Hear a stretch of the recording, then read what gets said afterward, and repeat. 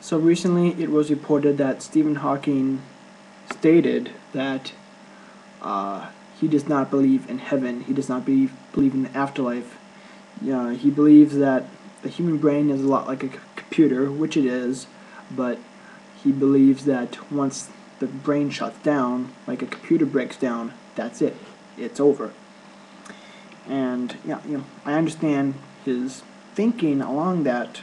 I understand that train of thought, but it's only a theory, and that there is you don't have any evidence to support whether there is a heaven or there's not a heaven, and it's not what what Stephen Hawking is saying is it's not that it's true. It's just that it's what he believes in.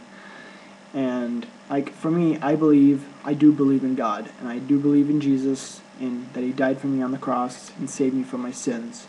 I believe that, but I'm beginning to think that because in the past He went out, like I think it was like in the 80s or early 90s, He wrote a book about the universe, and He believed that that the only way anything was possible, like especially for the human race and under the conditions of what it took to get us to this point, that it was only through God that this could have happened. But now, as years have, about 20 years later, we are seeing just the opposite from Stephen Hawking, that he's saying that no, God was not needed to create the universe, and now he goes on to say that there is no heaven. He doesn't believe that heaven exists. He calls it a fairy tale. So what I'm thinking here is that, it has to be something like, I think he just simply lost faith in the past 20 years.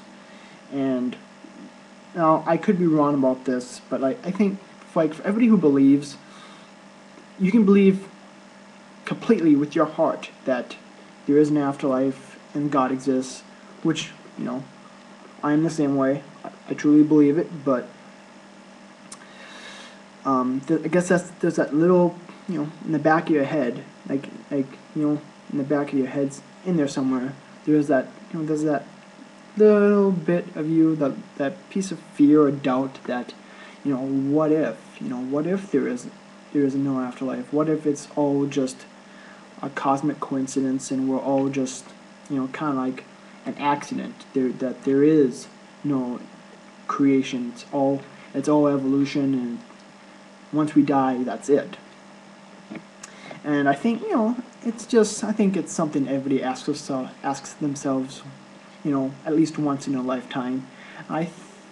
And because reason why we ask ourselves this is because because nobody wants to die. I mean, we all want to get to heaven, but nobody wants to die. So you can sum it up to be that it's kind of like a fear of death, or a fear of your death specifically. So once you die, you hope that you go on to the afterlife. But if there isn't, that's it. You're done. And I don't think a person likes that feeling, and I know I don't like that feeling, to think that one day I don't exist, and I don't exist. Period. I don't exist in this world or another world or afterlife. I don't exist at all, and that's something hard to. It's kind of it's fear that kind of I can't even think of the word right now. It's kind of a paralyzing fear, and it's something we really can't really get over. It's not a matter of evidence and trying to figure it out through science to get rid of the fear. It's more of taking a look inside yourself in what you believe in, and the fear will always go with you, but it only matters what you believe. And I think this is what has happened. Now I could be wrong, but this could be what has happened to Stephen Hawking. He's probably afraid that one day he will die, and then that's it for him. And I think there's that fear. And especially for a person in his position who, I can't remember exactly what his condition is called that's put him in the wheelchair. I mean, the man needs a machine to talk with, he needs the wheelchair to get around, and he just, for him, can be quite difficult, especially since I think it was the early 20s when this condition happened. But so death has always been kind of walking with him ever since, and now that fear has gotten to him, and now he has lost his faith compared to what we saw 20 years ago, and now here in the present. So if that is the case, if Stephen Hawking, if you ever see this, that hey, I understand. It's a scary thought, and you're not alone. And you just gotta believe in yourself and have faith, and just letting you know, I understand, I get you, and it's gonna be all right. But then again, maybe he's not afraid of death. Maybe he's just, it's like, it's not a matter of faith. He truly believes that, through science and everything, that there is no God, there is no heaven, there is no afterlife, and I have to respect, another person's beliefs, but you got to think about it. When it comes to religion and faith in the afterlife, it's not science. You can't look at the stars. You can't look at science to try and figure out the answers. Really, it's by taking a look inside yourself and asking yourself, what do I believe? What do I want for myself? Do I want to believe in God, in Jesus, or if you're another religion, Muhammad, or the Jewish who believe in God, but the Messiah has not come yet? It's all a matter of what you believe, and it's about taking a look inside yourself. Stephen Hawking has trying to use science to explain everything, but the truth is, science cannot explain everything that there is about life, because scientists have tried, and they cannot figure out where love comes from.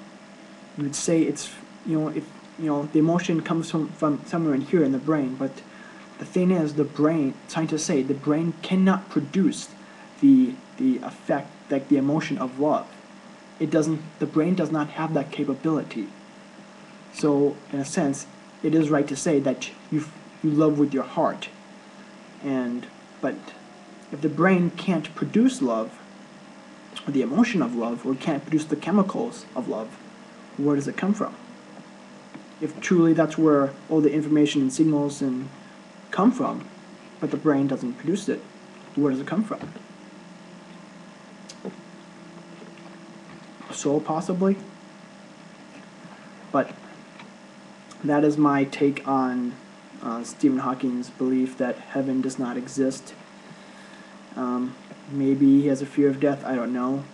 If it is, hey, I think we've all been there. We've all been in Stephen Hawking's shoes, so to speak, at least once, because sometimes we wonder. But in the end, it's what you believe. And as it goes for Stephen Hawking, sometimes when he goes out and says this stuff that it didn't take God to create the universe, or there is no heaven, I would hope that he would at least say that this is what I believe in, but it's not. I can't prove it, and everybody should believe what they want to believe.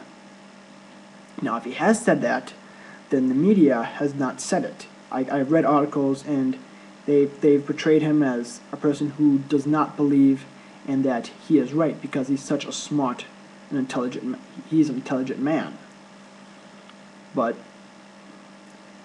if Stephen Hawking is not saying that, he probably should, because he's just such an amazing figure and one of the most intellectual minds of the modern age, and many people listen to him and take what he says very seriously. So I would hope that Stephen Hawking knows that his words have volume and they can impact lives. And so I would hope that in the future, Stephen Hawking would be more sympathetic in understanding that just because he believes something does not necessarily make it right. Because the rights of one person does not necessarily mean it's right for another person. We all have different beliefs, and we are entitled to them, and we all have the right to believe in what we want to believe.